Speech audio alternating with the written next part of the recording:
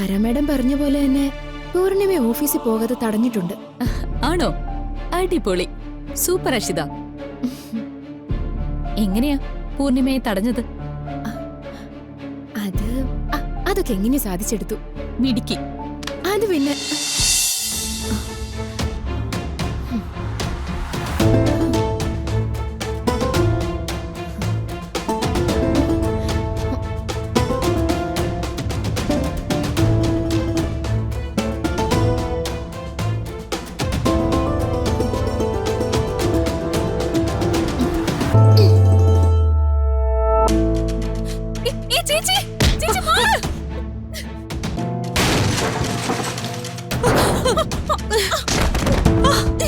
അയ്യോ ചേച്ചി, ചേച്ചി, അയ്യോ, എന്തേലും പറ്റിയോ?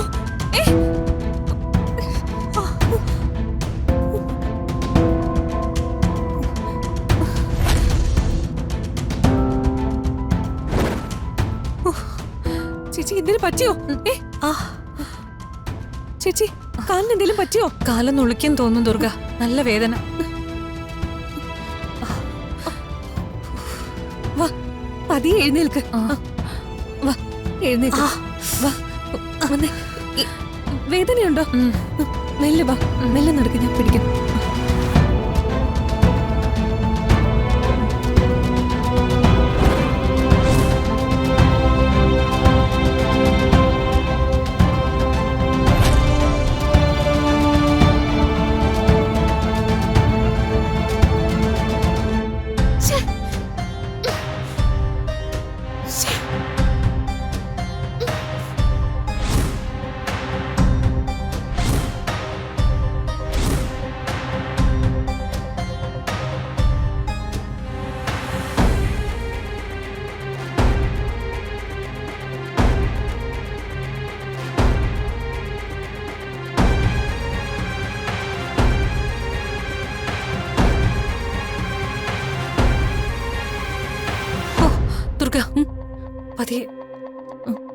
സോറി ചേച്ചി. നീ എന്തിനാ ദുർഗ എന്നോട് സോറി പറയുന്നേ? ദുർഗ ഇല്ലായിരുന്നെങ്കിൽ ആ ചെടിച്ചിട്ട് എന്റെ തലയിൽ വീണേനെ.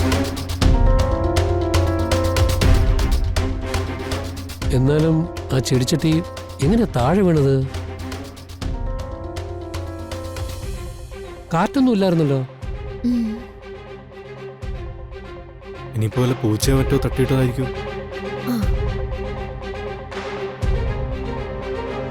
അതെ, നമ്മുടെ വീട്ടിലിപ്പോ ഒരുപാട് ജീവികളുണ്ടല്ലോ. ചേച്ചി, നമുക്ക് ഹോസ്പിറ്റലിലേക്ക് പോയിട്ട് വരാം. അതൊന്നും വേണ്ട ദുർഗെ, ഞാനിപ്പോ ഓക്കെയാണ്. മോളെ, എന്നാലും ഒന്ന് ഡോക്ടറെ കാണുന്നത് തന്നെ നല്ലത്. ചേച്ചിക്ക് പോകാൻ ബുദ്ധിമുട്ടാണെങ്കിൽ നമുക്ക് ഡോക്ടറിനെ ഇങ്ങോട്ട് വിളിക്കാം. അതൊന്നും വേണ്ട പൃഥ്വി, എനിക്കിപ്പോ നല്ല ആശ്വാസം തോന്നുന്നുണ്ട്. എന്നാലും ചേച്ചി, ദുർഗ എനിക്ക് കുഴപ്പമൊന്നുമില്ല. ഓക്കെയാ, നീ ഇങ്ങനെ ടെൻഷൻ ആവാതെ. അമ്മേ, അവളുടെ ഒരു അഭിനയം കണ്ടില്ലേ? പൂർണിമേച്ചി അങ്ങ് സ്നേഹിച്ച് കൊല്ലുവാണല്ലോ. അവൾക്ക് മാത്രമല്ല, എനിക്കും അറിയാം അഭിനയിക്കാൻ. നീ നോക്കിക്കോ, ഞാൻ കാണിച്ചു തരാം.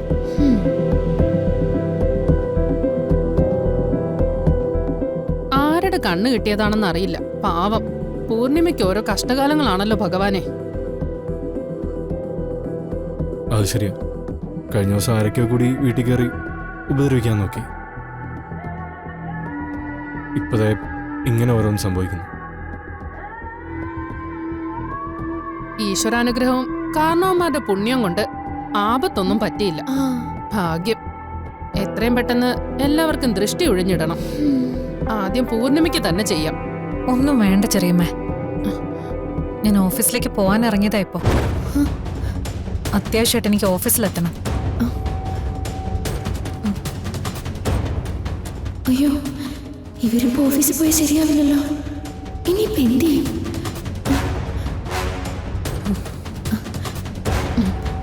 അമ്മേ, പൂർണിമേച്ചി ഇന്ന് ഓഫീസിൽ പോകാൻ പാടില്ല. എങ്ങനെയെങ്കിലും തടയണം. എന്തിന്? പതുക്കെ, അതൊക്കെ ഉണ്ട്. അമ്മ എന്നെ ഒന്ന് ഹെൽപ്പ് ചെയ്യ് പ്ലീസ്. എന്റെ അഷി, എന്തിനാ നീ എല്ലാത്തിനും എന്നെ പിടിച്ചിടുന്നേ? എന്താ അമ്മ, പ്ലീസ്, എനിക്ക് വേണ്ടിയല്ലേ, ഒന്ന് പറയാം. ശരി ശരി, ഞാൻ ശ്രമിക്കാം. ദുർഗ മതി, ഇനി ഞാനൊന്ന് ഓഫീസിലേക്ക് ഇറങ്ങട്ടെ. അത് വേണോ മോളെ? ഇന്ന് റെസ്റ്റ് എടുത്തിട്ട് നാളെ പോയാൽ പോരെ? ഇല്ലില്ല, അത് പോരെ ചെറിയച്ച. ആ മിനിസ്റ്ററെ പറ്റിയുള്ള എല്ലാ പ്രൂഫും ഇന്ന് തന്നെ ടെലികാസ്റ്റ് ചെയ്യണം. അതിന് ഞാൻ പോയേ മതിയാവും. അമ്മേ ആ, പൂർണിമേ, നീ എന്ത് വേണേലും ചെയ്തോ, പക്ഷെ ഇന്ന് വേണ്ട. ഇന്നൊരു ദിവസം വീട്ടിലിരുന്ന് റെസ്റ്റ് എടുക്ക്. അയ്യോ ഇല്ല ചെറിയമ്മേ, ഈ കാര്യം നാളത്തേക്ക് മാറ്റിവെച്ചാൽ ശരിയാവില്ല. എന്താ പൂർണിമ ഇത്? നിന്നോട് ആ ന്യൂസ് കൊടുക്കണ്ടെന്നല്ലല്ലോ ഞാൻ പറഞ്ഞത്. ഇന്ന് വേണ്ടെന്നല്ലേ പറഞ്ഞത്?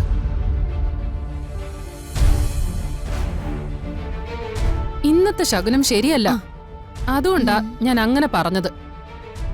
അതുപോലെ നീ അനുസരിക്കില്ലേ പൂർണിമേ? അയ്യോ അത്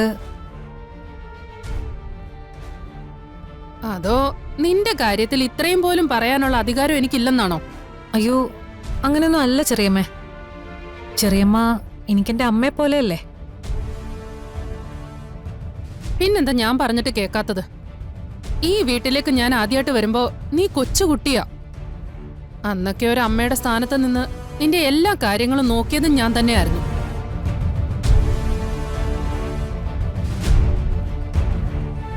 ഇപ്പോഴും എന്റെ മനസ്സിൽ നീ എന്റെ മൂത്ത മോളാ. അതുകൊണ്ടാ ഞാനീ പറയുന്നത്.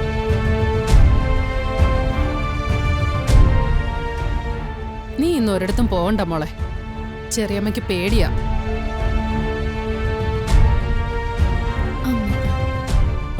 ചേച്ചി വേണ്ട ചേച്ചി, ഇന്ന് പോണ്ട.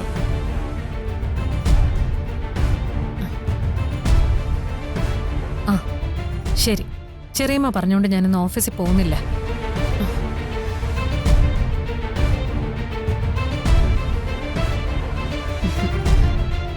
മതി മോളെ, ചെറിയമ്മയ്ക്ക് സന്തോഷമായി. മോള് റെസ്റ്റ് എടുക്ക്. ഉം. കുറച്ച് സമയം പൂർണിമ റെസ്റ്റ് എടുക്കട്ടെ.